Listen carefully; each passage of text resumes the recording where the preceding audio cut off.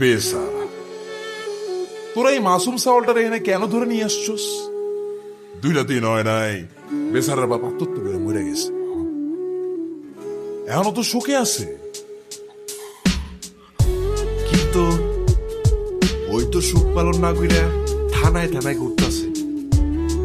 কেন থানায় থানায় কেন?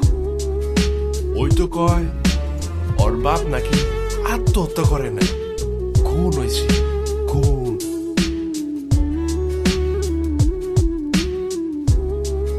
আয় হায়, এত ভালো লোকটারে কেন মারা পারেন?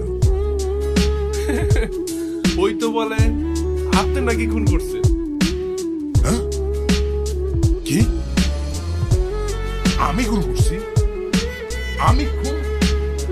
আমি খুন করছি?